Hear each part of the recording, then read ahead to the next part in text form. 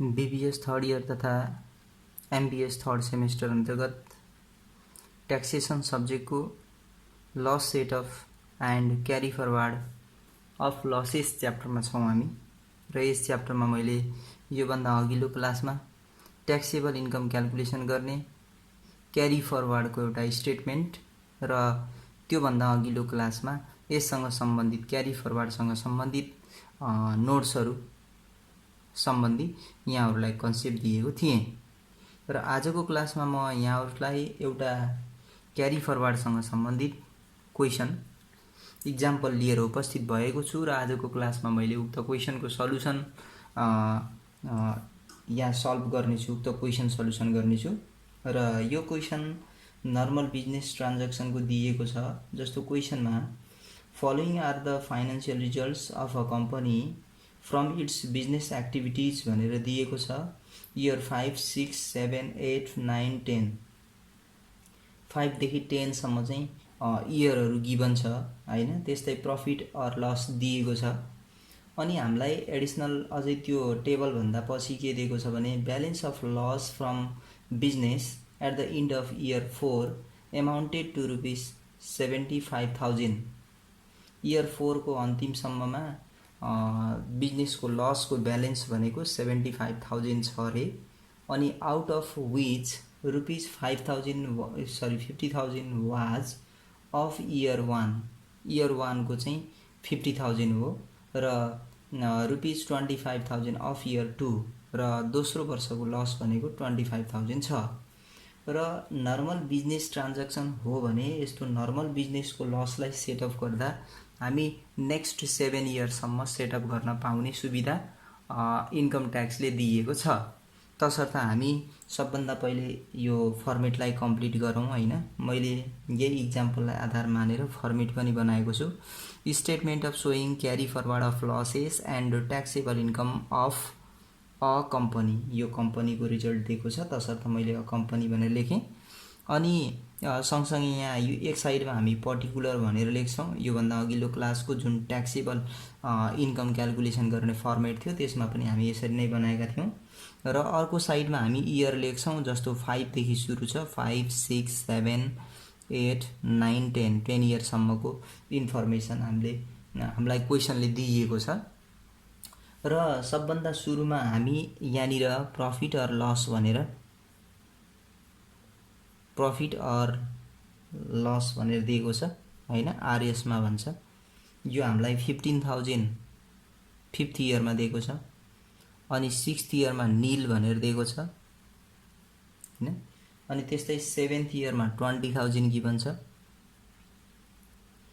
अनि 8th year मा 10,000 given छ र 9 इयर मा 27,000 गिवन छ यो पनि प्रॉफिट नै हो र 10th इयर मा 4,000 गिवन छ यो क्वेशन मा गिवन भएको प्रॉफिट अर लस को इन्फर्मेसन हो यहाँ कुनै पनि इयर मा नेगेटिभ लस दिएको छैन सबै प्रॉफिटहरु मात्रै दिएको छ तर यो टेबल भन्दा पछि दिएको जुन अनरिकभर लस को कुरा थियो बिजनेस लस को कुरा छ त्यो 4th इयर सम्ममा 4th इयर को एन्ड सम्ममा 75,000 छ भनेर दिएको छ हैन तसर्थ हामीलाई 4 इयर सम्मको चाहिँ डाटा दिएको छैन र हामी क्वेशनमा दिएको छ भने जुन इयर देखि इन्फर्मेसन दिएको छ त्यो इयर देखि हामी स्टार्टिङ गरेर यो साइडमा चाहिँ इयर वाइज इन्फर्मेसनहरु प्रॉफिट अर लसहरु लेख्न मिल्ने गरेर हामी कलम बनाउँछौं र त्यसपछि हामी यसरी कलम बनाइसकेपछि एडिशनल इन्फर्मेसनमा के एडजस्ट गर्नुपर्ने चीजहरु छ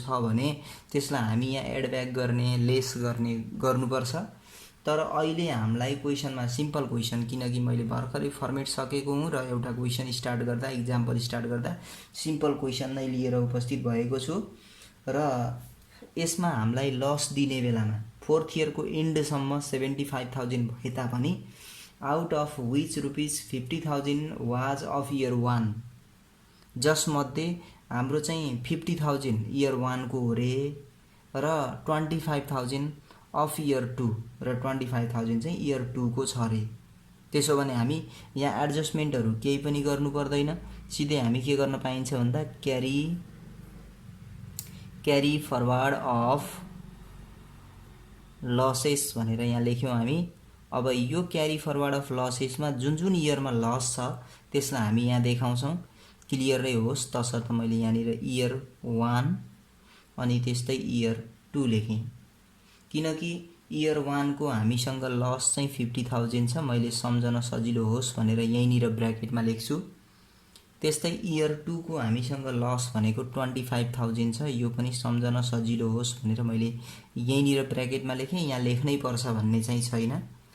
यो इयर 1 को लसलाई हामी कहिलेसम्म सेटअप गर्न पाइने त हैन। इयर 1 को लसलाई हामी कसरी टेस्ट गर्नुपर्छ भने यो इयर 1 मा नर्मल बिजनेस ट्रान्ज्याक्सन हो भने नेक्स्ट 7 इयरसम्म चाहिँ सेटअप गर्न पाइन्छ।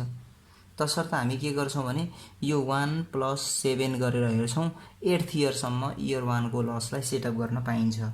भनेको यो 8 इयरसम्म हामीले इयर 1 को लसलाई सेटअप गर्नुपर्छ।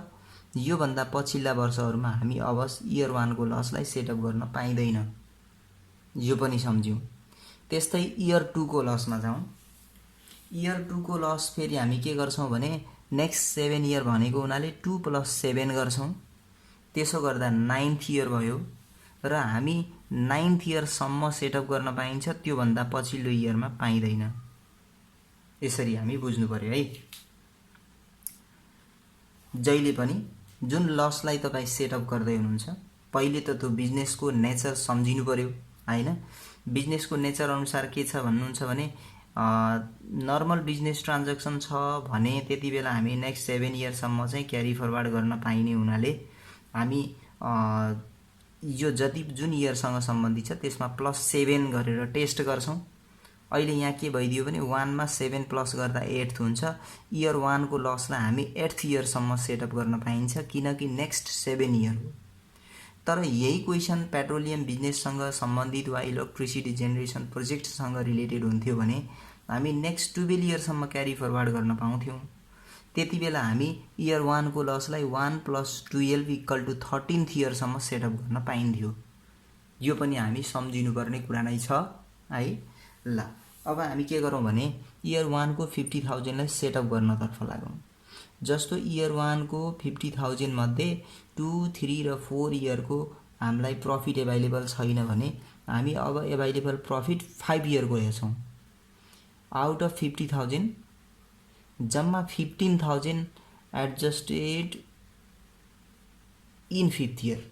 ल हेर्नु यो 50,000 मध्ये 15,000 लाई मात्रै हामी 5औं वर्षमा सेटअप गर्न पायौं। हाम्रो लस जम्मा जम्मी कति हो 50,000। त्यो 50,000 मध्ये 15,000 सेटअप भयो भने अब हाम्रो लस कति रिमेनिङ छ 35,000 बाँकी छ हैन। अब त्यो 35,000 हामी यो 8th इयर सम्म सेटअप गर्नुपर्छ। अब 6th इयरमा नील छ, यहाँ केही पनि सेटअप गर्न पाइएन। 7th इयरमा 20,000 प्रॉफिट छ भने हाम्रो अब बाँकी बचेको 35,000 मध्ये 20,000 लाई यहाँ सेटअप गर्छौं हामी। अब 35,000 मध्ये 20,000 यहाँ सेटअप भयो भने कति बाँकी छ 15,000। त्यो 15,000 मध्ये 10,000 हामी 8th इयरमा सेटअप गर्न सकिन्छ। यहाँ 10,000 मैले सेटअप गर्दिए। अब अनरिकभर कति छ 5,000। त्यो 5,000 हामी यो भन्दा पछिल्लो 9 इयर 10 इयरमा सेटअप गर्न प्रॉफिटै अवेलेबल भए पनि पाइदैन।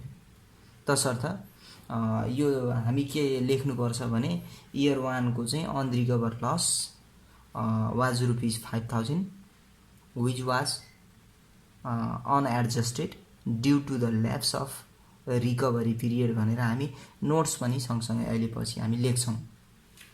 यसरी हामी क्यारी फरवर्ड इयर 1 को लागि गर्यौं। त्यसै गरेर हामी इयर 2 मा जाउँ। अब इयर 2 को लस जस्तो हामी इयर 1 को कुरा गरे इयर 5 मा हेरौं त यी 15,000 मध्ये 15,000 नै इयर 1 को सेटअप भयो भने अब हामीसँग यहाँ सेटअप गर्ने केही पनि अमाउन्ट छैन। 6th इयरमा पनि हामीसँग केही पनि अवेलेबल छैन। 7th इयर को पनि 20,000 मध्ये 20,000 टोटल के भयो हामी एडजस्ट गरिसक्यौं। 8th इयर को पनि हामी के गर्यौं 10,000 मध्ये 10,000 पुरै एडजस्ट भइसक्यो। अब तपाईको 9th इयरमा हामीसँग अवेलेबल प्रॉफिट भनेको 27,000 छ, तर सेकेन्ड इयर को लसलाई सेटअप गर्नुपर्ने 25,000 भने यो 25,000 हामी के हुन्छ त भन्दा सजिलै सेटअप गर्न सकिन्छ, किनकि 27,000 प्रॉफिट अवेलेबल छ। यो 27,000बाट हामी 25,000 सजिलै सेटअप गर्छौँ, अझै हामीसँग ब्यालेन्स रहन्छ। तर यहाँनिर के बुझ्नुपर्छ भने इयर 2 को लसलाई हामी सजिलै रिकभर गर्न सक्यौँ। यसको अर्थ चाहिँ unadjusted loss of year 2 remaining छैन। तर इयर 1 को जम्मा जम्मी 50,000 हो नि त। 50,000 मध्ये हामी कति गर्यो भन्दा यहाँनिर 30,000, 30 र 15 कति हुने भयो? 30 र 15 45 भयो। 50,000 रिकभर हुनुपर्ने 45,000 मात्रै भयो भने 5,000 अनरिकभर छ। त्यसलाई हामी लास्टमा नोट्स लेख्नुपर्छ। अब यसरी हामी प्रफिट अर लसमा क्यारी फरवर्ड गरिसकेपछि प्राप्त हुने रिजल्ट भनेको हाम्रो के हुन्छ त भन्दा यो एडजस्टेड भनेको चाहिँ एडजस्टेड ट्याक्सेबल इन्कम आउँछ। यहाँनिर अहिले क्वेसनमा केही पनि छैन। एडजस्टेड ट्याक्सेबल मा घटाउनु पर्ने पोल्युसन कन्ट्रोल कस्टहरू होइन, रिसर्च एन्ड डेभलपमेन्ट कस्टहरू केही पनि नभएको हुनाले यसरी हामी क्यारी फरवर्ड गरेर प्राप्त भएको रिजल्टलाई हामी नेट एसेसेबल इन्कम भन्छौँ। Net accessible income. अब नेट एसेसेबल इन्कम भनेको यहाँ 15,000बाट 15,000 यो निल नै भयो। सेकेन्डमा अलरेडी निल छ, यसमा पनि हाम्रो निल नै हो। यो एर्थमा पनि निल छ। 27,000 मध्ये 25,000 गयो भने 2,000 रिमेनिङ छ। यहाँनिर हाम्रो 4,000 रिमेनिङ नै छ हैन। अब यो हामीले प्राप्त गरेको net accessible income from business हो। यसमा हामीसँग अदर इन्कमहरू पनि केही छ भने त्यसलाई यहाँ इन्क्लुड गर्थ्यौँ हैन। इन्भेस्टमेन्टका इन्कमहरू केही हुन्छन् भने, केही छन् भने त्यसलाई हामी एडजस्ट गर्थ्यौँ र यसबाट हामी लेस गर्नुपर्ने हुन्थ्यो कमन डिडक्सनहरू, एलायबल फर डिडक्सन भनेर। एलायबल फर डिडक्सन। अब एलायबल फर डिडक्सनमा कम्पनीको केस भएको हुनाले यहाँनिर आरसी हुने चान्सै भएन।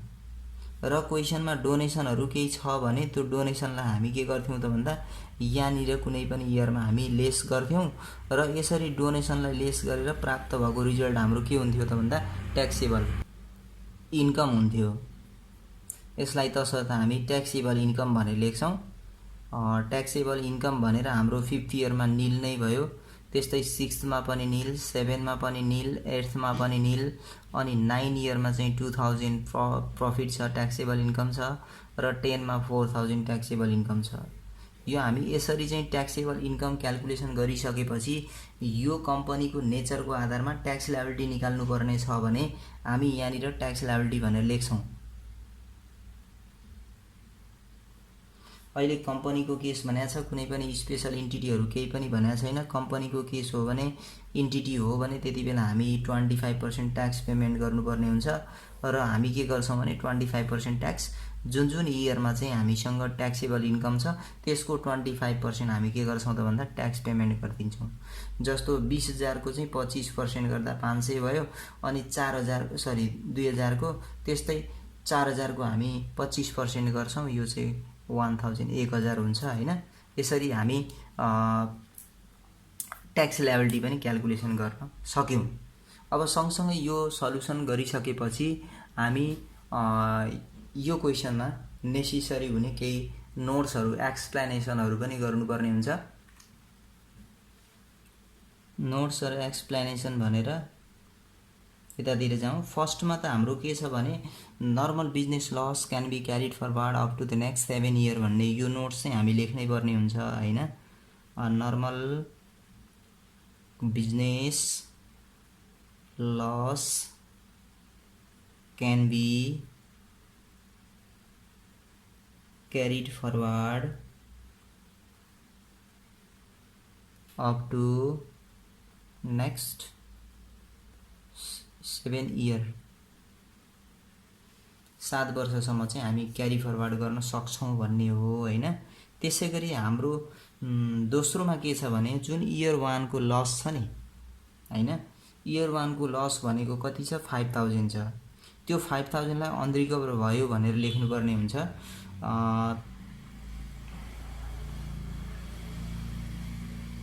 out of total loss of year 1, out of total loss of year 1, rupees 5,000 was unadjusted due to the lapse of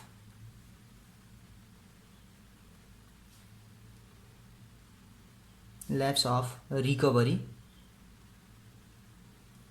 period. Due to the lapse of recovery period भन्नु पऱ्यो हैन। Recovery पिरियडको अभावको कारणले गर्दा वा कमीको कारणले गर्दा हामी चाहिँ यो इयर 1 को चाहिँ 5000 लसलाई चाहिँ एडजस्ट गर्न सकेनौँ, किनकि यो 50,000 मध्ये चाहिँ 15,005 बाट अनि त्यस्तै 20,000 चाहिँ 7औं इयरमा र 10,000 8औं इयरमा गर्यौँ भने जुन 5,000 छ त्यो अनरिकभर छ भनेर हामी यसरी नोट्स लेख्नुपर्ने हुन्छ। त आजको क्लासमा म यहाँहरु समक्ष एउटा क्यारी फरवार्डसँग सम्बन्धित क्वेशनको इक्जाम्पल प्रस्तुत गरेँ। आउँदो क्लासमा एडिसनल इन्फर्मेसनहरु एडजस्टमेन्टहरु युज गरेर एडजस्टेड प्रॉफिट एन्ड लस निकालेर सल्युसन गर्ने किसिमको क्वेशन लिएर उपस्थित हुने नै छु। तबसम्मका लागि यहाँहरुसँगबाट बिदा हुन्छु। हस्त नमस्ते।